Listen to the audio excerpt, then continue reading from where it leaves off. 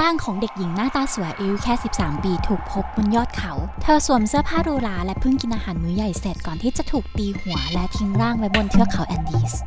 นี่คือคาปาโคชาหรือเด็กที่ถูกเลือกเพื่อสังเวยให้เทพเจ้าชาวอินคาเชื่อว่าเทพเจ้าจะช่วยให้อาณาจักรของพวกเขารุ่งเรืองมันกลายเป็นอาณาจักรที่ใหญ่ที่สุดในอเมริกาใต้ก่อนที่มันจะล่มสลายและถูกกลืนหายไปในป่า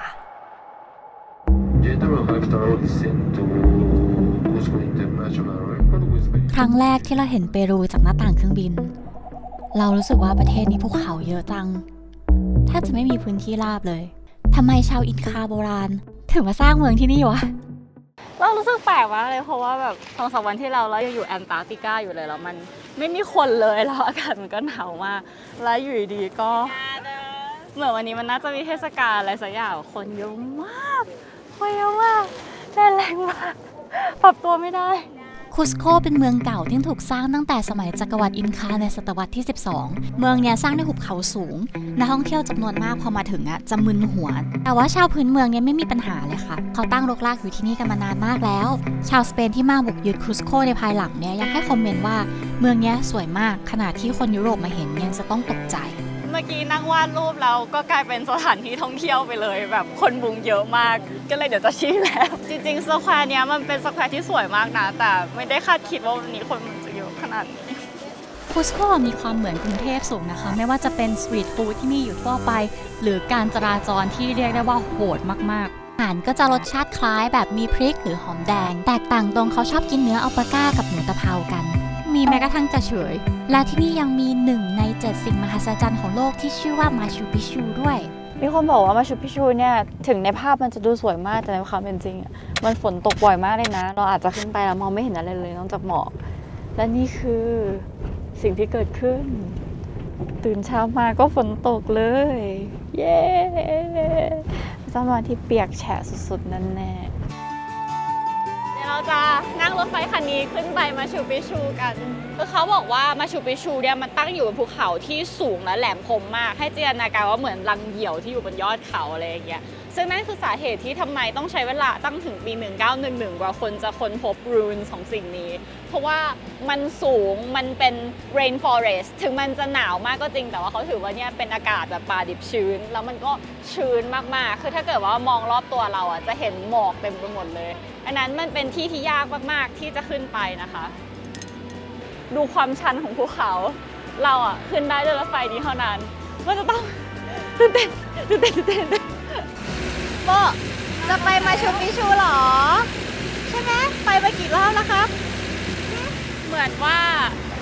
งานของโบคือตอนผู้โดยสารให้มาเข้าคิวนะคะเพราะว่าตอนนี้รถไฟจะออกแล้ว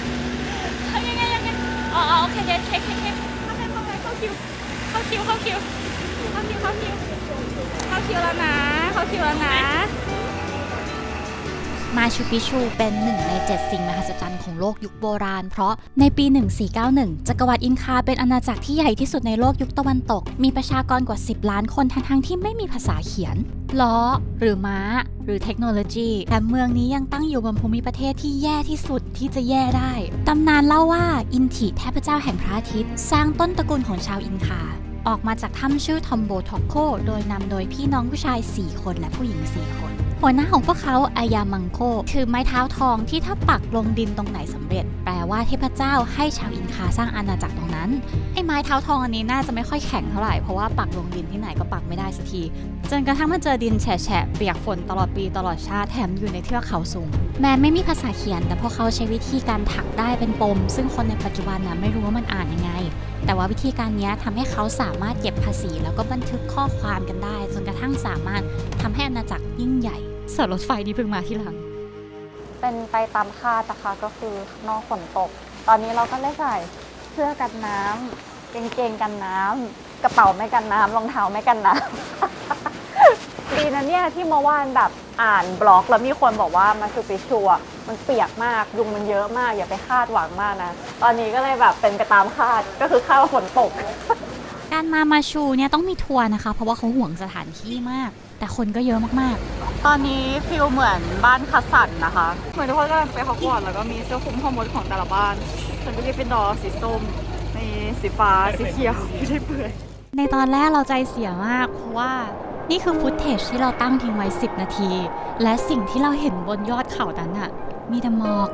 แต่ในที่สุดหมอกก็เบาลง แล้วมาชูปิชูก็ค่อยๆเผยตัวมาให้เราเห็นทีละนิด เริ่มจากบ้านหลังเล็กๆข้างนอกก่อน แล้วถึงค่อยเป็นทางเดินแล้วก็กำแพงเมืองที่พาขึ้นไปข้างบนได้ เมืองที่เจริญรุ่งเรืองอย่างรวดเร็วแห่งนี้อยู่ได้แค่100 กว่าปีก็ล่มสลายไปค่ะ ทั้งจากสงครามกลางเมืองโรคระบาดและการบุกรุกจากคนขาว และที่สำคัญที่สุด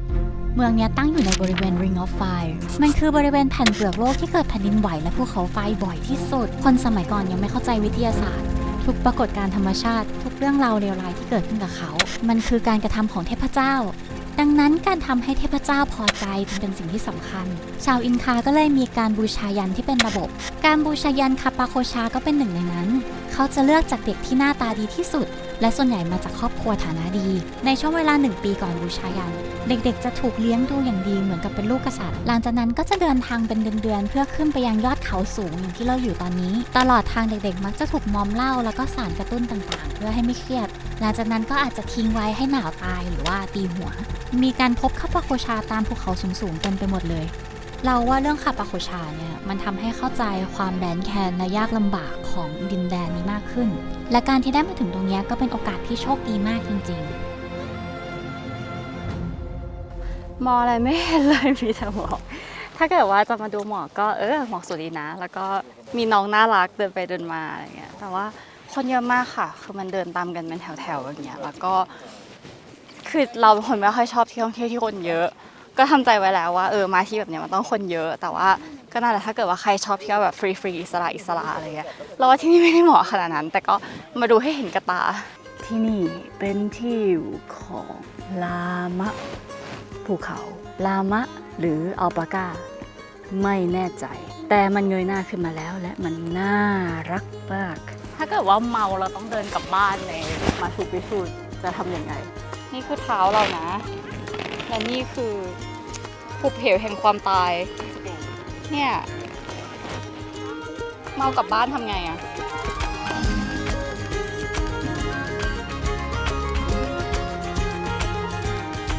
สิ่งที่สุดยอดมากๆในมาชูปิชูไม่ใช่แค่วิวที่สวยงามแต่คือหินนะคะหินที่นี่เนี่ยถูกสร้างแบบว่าแบกมาอย่างยากลำบากบางก้อนหนัก20 โลบางก้อนหนัก50 ตันแล้วที่สำคัญคือมันถูกตัดด้วยฝีมือที่สุดยอดมากจนกระทั่งเขาบอกกันว่าบ้านอันนี้มันแค่กำแพงบ้านในมาชูปิชูเนี่ยก็คือไม่สามารถแม้กระทั่งเอามีดแทรกไประหว่างก้อนหินได้เพราะว่ามันแบบกริบอะหน้าเราตอนนี้ตลกว่ะ งานหินที่วัดของชาวอินคาเนี่ยเป็นงานหินที่กริบที่สุดในโลกยุคโบราณนะคะแล้วมันแนบสนิทสวยงามมากคือถ้าเกิดให้เราตอนนี้ตัดกระดาษให้มันแนบสนิทกันขนาดนั้นอะเรายังทำไม่ได้เลย แต่ว่าเมื่อก่อนก็คือสามารถทำได้ด้วยพลังศรัทธาไม่หรอกเขาทำได้เพราะว่าเขาคิดคำนวณดีๆส่วนเรานะมันช่วยอุตส่าห์พาตัวเองมาจนถึงยอดได้ก็ได้เวลาสเก็ตช์รูปนะคะพอยืนอยู่ตรงนั้นสักชั่วโมงกว่าเนี่ยก็มีช่วงหนึ่งค่ะที่หมอกมันคลายตัวแล้วเราก็เริ่มเห็นมาชูปิชูแบบชัดๆขึ้นการเดินทางจากเมืองคุสโคมาจนถึงตรงเนี้ยเรานั่งรถต่อรถไฟต่อเดินใช้เวลาทั้งหมด5 ชั่วโมงแล้วลองคิดถึงคนที่อยู่ที่นี่สิเขาทำได้ยังไงได้มาแล้วอะมาถึงแล้วอะได้วาดรูปเราด้วยอะรู้สึกว่าแบบฉันได้ทำสิ่งที่อยู่ในบัคเก็ตลิสต์ฉันหมดไปอีกอย่างนึงแล้วกว่าจะมาถึงตรงนี้ได้นะเราต้องไปที่คุสโคก่อนแล้วเราก็ต้องแวะพักกินข้าวต่างๆได้เห็นนู่นนี่ในเมืองนั่งรถไฟและในที่สุดเราก็มาถึงมาชูปิชูดีใจมากรู้สึกว่าจะเก็บสมุดเล่มนี้ไว้ให้ดีสุดๆเลยแบบเป็นของล้ำค่าของชีวิตฉันคือเรารู้สึกว่ามาชูในหมอกวันนี้ก็ดีเหมือนกันนะเพราะว่ามันเป็นมาชูเวอร์ชั่นในความทรงจำของเราเองคนเดียวมันไม่เหมือนมาชูใน Pinterest แบบที่เรา expect ไว้อะไรอย่างเงี้ยซึ่งคือมันอาจจะไม่เหมือนความทรงจำในวัยเด็กของเราที่เราคาดหวังว่าเราจะมาเจอแต่เราว่ามันก็ดีเหมือนกันเพราะว่าเนี่ยเป็นความทรงจำเฉพาะของเราคนเดียวที่เราเก็บไว้ในสมุดสเก็ตของเราคนเดียวแล้วสมุดสเก็ตเนี้ยมันจะเป็นของสำคัญมากๆของชีวิตเราที่แบบ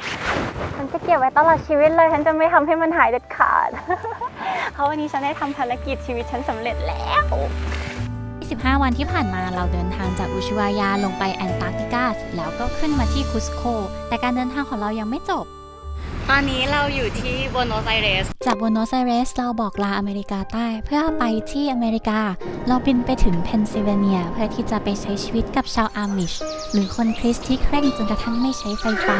หรือน้ำประปาหรือติดต่อกับโลกภายนอก เราขอเข้าไปใช้ชีวิตอยู่ในฟาร์มกับชาวอาร์มิชพักหนึ่ง Oh you're smart dog hand good boy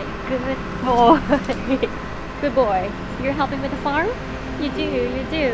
ซึ่งการเดินทางของเราบางช่วง เราไม่ได้เล่าใน YouTube เพราะว่าเราจะเก็บไว้เล่าในด็อกิเมนทารีที่กำลังทำไปพร้อมๆกับการเดินทางรอบโลกในคลิปหน้าเราจะเจอกันที่แคนาดา เราจะมาเล่าให้ฟังเรื่องการปล้นที่หวานหอมที่สุดในประวัติศาสตร์